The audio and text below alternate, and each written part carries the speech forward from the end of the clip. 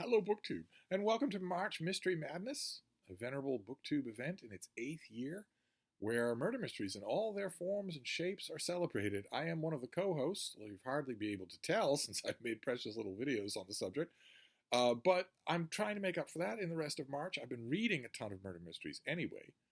I do, and it's one of my favorite things to read, so I've been doing that anyway.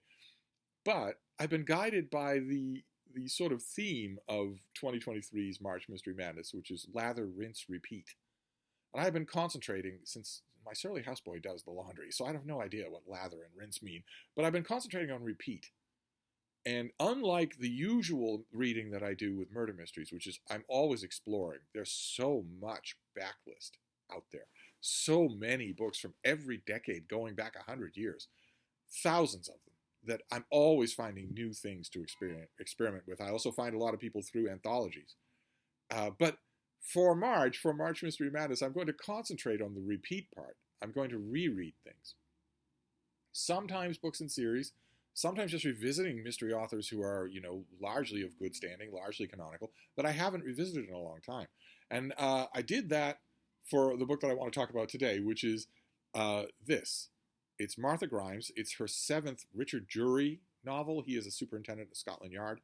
And she named all of her books after English pubs. And I have been reliably informed that I've been saying the name of this pub wrong the whole time that I've been talking about it. I've been reliably informed that this is not the Deer Leap. This is the Deer Leap.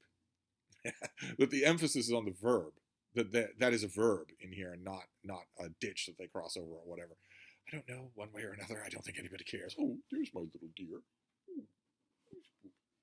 Ooh. She's never seen a deer. She's seen a lot of animals, including alpacas, but she's never seen a deer. But anyway, she saw a horse once. We were out on a trail in the civilized part of the park. A ranger went by on a horse, and Frida was not amused at all. But anyway, in this story, pets go missing. It's a little village in which pets start to go missing on one particular green in town. And, one or two, that might not be noteworthy, but more than that happen, and there is a deep family mystery connected with one of those disappearances, with a girl who's in love with a little dog who may or may not be dead. And there's a lab right near the place where the dogs are disappearing that is engaged in animal experimentation, animal torture, really. This was written in 1985. There were a lot of news stories in the 80s about particularly rabbits being immobilized at the neck and having their eyes burned in order to test cosmetics. 1985 is when also a lot of insider reporting came out about what happens at mink farms, where mink are tortured for their fur, for their pelts. That stuff started to break around then. I'm pretty sure that the outrage of that is probably informing this book. And everybody knows that lab is there, including our young female protagonist here, Carrie Fleet, who may or may not be somebody different, somebody connected to another of the characters in the book. Eventually, I mean, missing dogs wouldn't get Richard Jury's attention. Eventually, a human is found dead, and word is the alarm is raised in this little village, and eventually he goes with his faithful sidekick. His faithful sidekick is a man named Plant, who used to be an aristocrat and doesn't have any of his titles anymore, but he very much has the attitude, and also, perhaps pointedly in this book, his sword cane, which I guess only aristocrats can carry around. Them and Vin at Revenant Reads. But Jury starts to investigate. And I have to confess, I'm hit or miss with Martha Grimes. This, I think, was mostly a miss in terms of the plot, which is a large part of what I am studying murder mysteries for. I'm almost convinced that the thing I write for Camp NaNoWriMo in April will be a murder mystery. I just don't know what kind. I have no idea. Will it be a character that I will want to be recurring?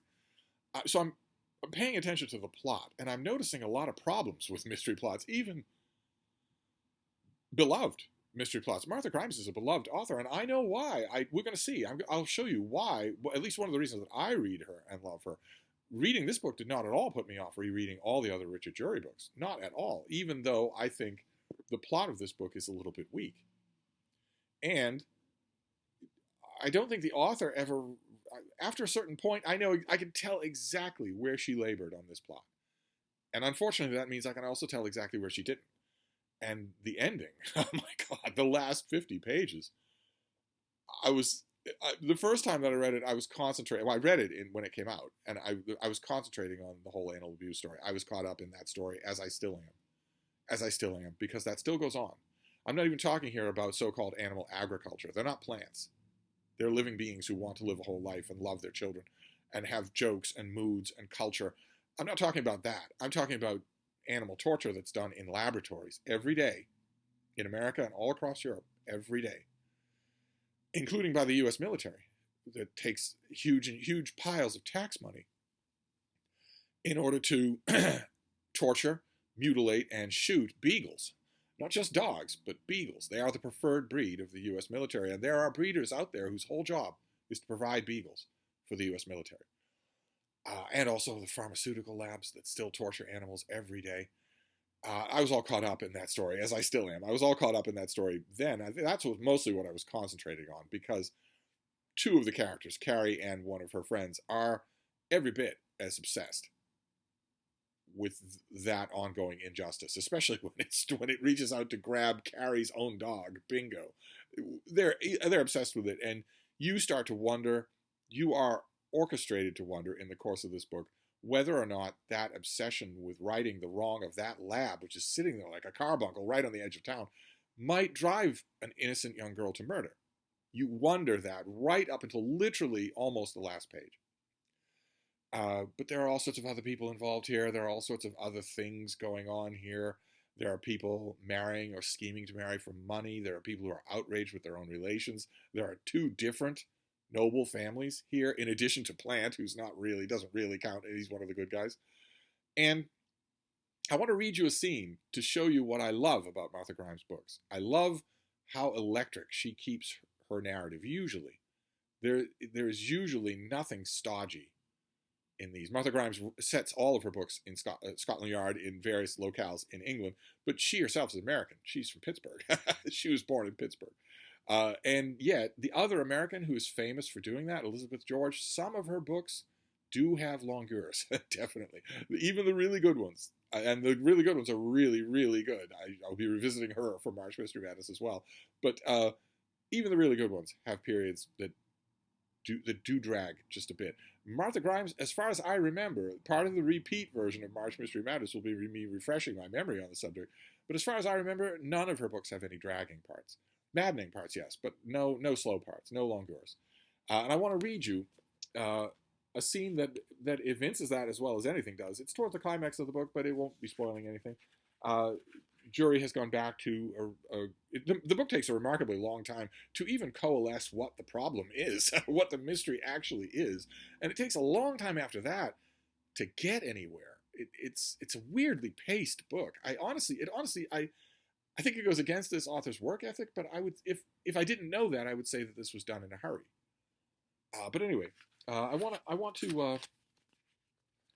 to read you just a scene where Jury takes one potential suspect aside into his study to talk to him. Let's see here, and as they're going into the room, the potential suspect says, "I'm sick of being dogged by the police," and then we're told he reddened at his own pun because dogs are going missing.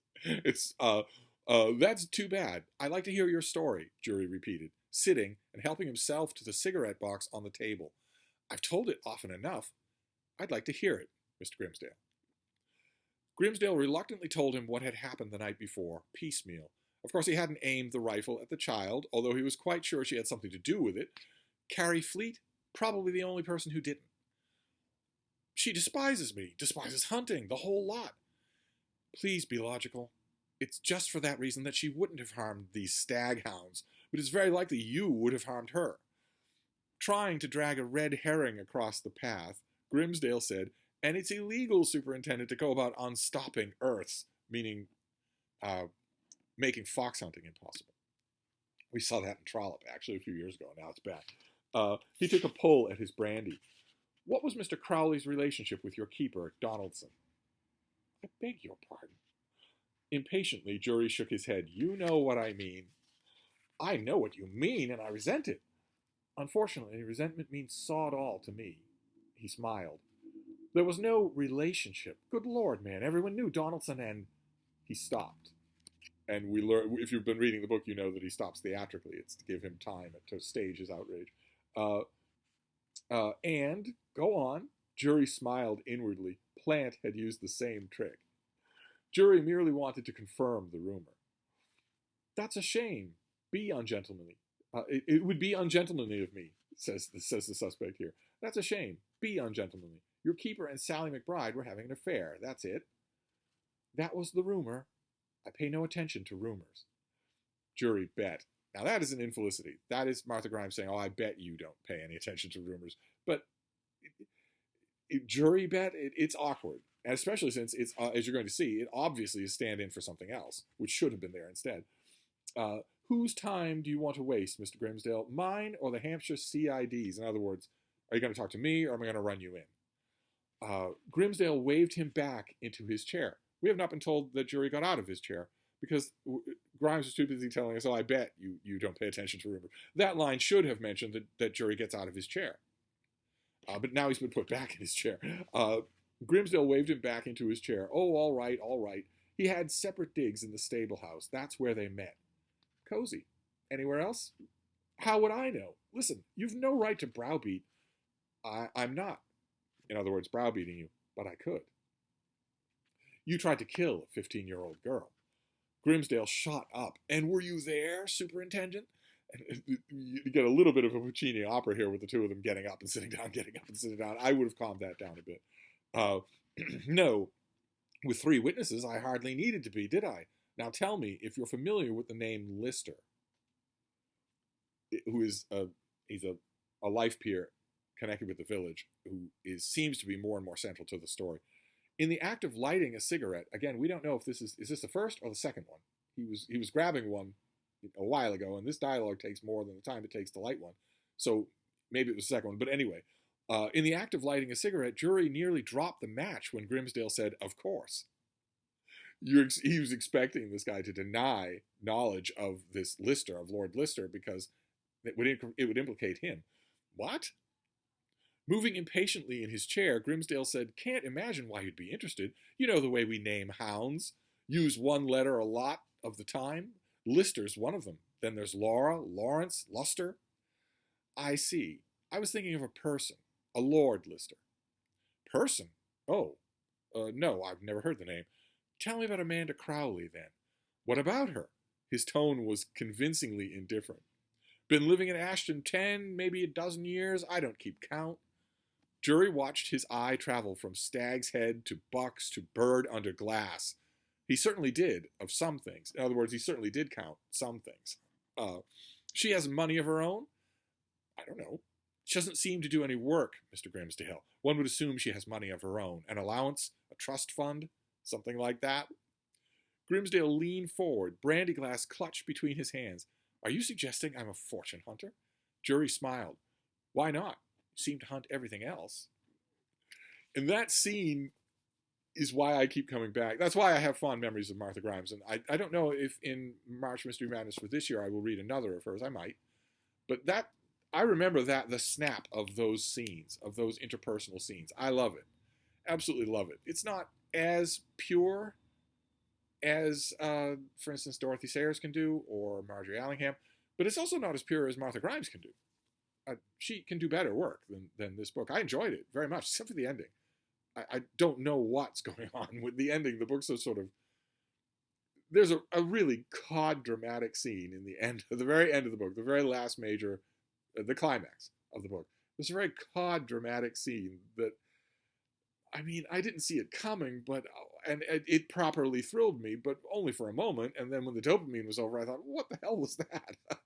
And I have read many murder mysteries where the writer just sort of punts at the end and does that sort of thing, but it's the equivalent of a jump scare in a horror movie. It seems to me to be lazy. And then the book ends, and this is probably the 5th or 6th of the repeat mysteries that I'm doing for March Mystery Madness, but I'm also thinking in broader terms, in annoyingly Jesuitical terms, because I am seriously contemplating giving it a try to writing a murder mystery. My first one was a failure, just plain and simple. I do not know what I'm doing. I do not know how to plot a murder mystery. And I have been in touch with a murder mystery writer and I have asked for advice on how to plot a murder mystery, how to make it good, how to make it convincing. And the response that I got was not particularly helpful. It was, well, assemble this, that, and the other thing, and then make it good, which is what a person with talent would naturally say, but I don't have any talent. So anyway, naturally I'm thinking of this in conceptual terms, and I'm thinking about it, one thing in particular that you saw in that scene, and that I'm wondering what you think about, that's connected with a murder mystery that I read just before March started, from the Golden Age, a Golden Age murder mystery that was very much a police procedural, what we refer to as a police procedural, where a large part, the predominant part of the plot is going to be the author taking you into the workings of how the police solve the crime. So we don't know anything about it. We don't have any intuition. All we have are little notebooks. So we are going to go to every suspect. We're going to talk to them separately. We're going to see how their stories compare. We're going to track down their alibis. We're going to track down train timetables and shop receipts and possible eyewitnesses in order to test those alibis and figure out which one is weak. And when we find a weak one, we're going to press on it and see what other avenues of investigation open up, always with more notes in the notebook, always occasionally accounting for our actions to our superintendent.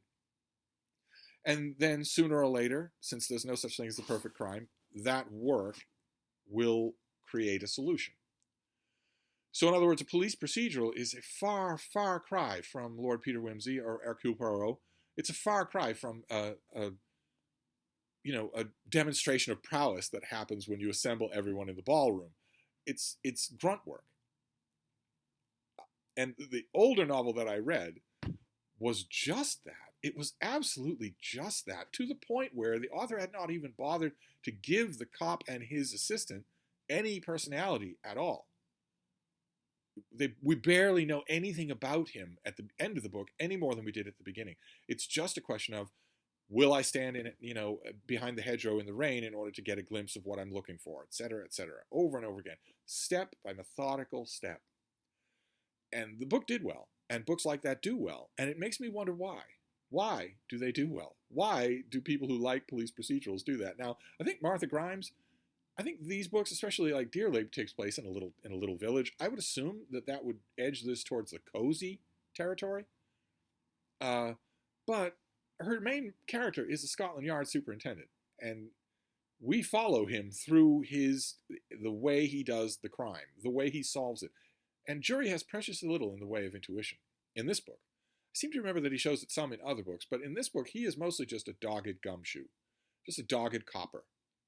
And you saw in that scene that I read you that he gets away with a lot. He doesn't seem as accountable to the law as he should be. He's helping himself to stuff in the house without being asked. And later on in that same scene, we encounter his assistant who's had 3 glasses of wine with another suspect, probably also without asking. But on top of that, in that scene, jury just gets to do whatever he wants. He sits down without being asked to. He takes this guy into his study without being asked to. He gets to walk wherever he wants, do whatever he wants, threatens the guy. You can either talk with me, or I can run you in, and you can talk to my superiors. You can sit in a holding cell, basically, is what he's saying. When the other man in the room, he's an unsavory character, definitely, but he has not been charged with any crime. And I've noticed that is true in lots of police procedurals. They walk all over the law. They walk all over due process. And readers seem to like that. Am I wrong? I should ask, am I wrong in thinking that authority, that barely cloaked authority, is one of the draws of police procedurals just in general? Am I wrong in thinking that? If, like, for any of you who like more explicit police procedurals, like, for instance, Ed McBain, is that one of the elements that you like about it? That the cops can move around like sharks among minnows? That the cops don't really have to worry about accountability? Whereas, for instance, an amateur detective or a dandy would have to get authority of some kind. They have to borrow it from the police or figure it out on their own or get it from a local lord or whatever. I was thinking about that in the course of this book. I definitely don't want my main character in the mystery that I will write in April to be a cop. I wrote I forget what it was. Was it NaNoWriMo? Or maybe Camp NaNoWriMo? I wrote a book called I Work in Lethals about a cop. Uh, and I liked it. It was enjoyable, but I don't know. Maybe it's a regional thing. Although Martha Grimes is from Pittsburgh, she's not. She's not from the UK. Maybe it's an American thing, and maybe it's a 21st century thing. Uh, the universal presence of cell phones and lots of dash cam footage have really raised the awareness on the American public's part of how prevalent thuggish behavior is among the American police. So I don't know. Maybe that's coloring this as well. I mean, Jury himself is not a thug, but the guy he's pigeonholing in his own home doesn't get to say no. He doesn't even warrant courteous treatment. I wonder what I think. I mean, I'm accustomed to it in, for instance, the murder mysteries of Judge D, Robert Van Gulik's Judge D mysteries, because Judge D is a judge in ye olden times. He's from centuries ago. He actually does literally have the power of life and death moving around with him. It's invested in his person. He has overlords at regional capitals that he has to answer to, but he himself merely has to tell the village headman or the village strongman or the strongmen in his own retinue, arrest that guy. And they will do it. He doesn't need any paperwork. He is the law. That was the whole way it was set up. Not here. Not in this time period, and not now.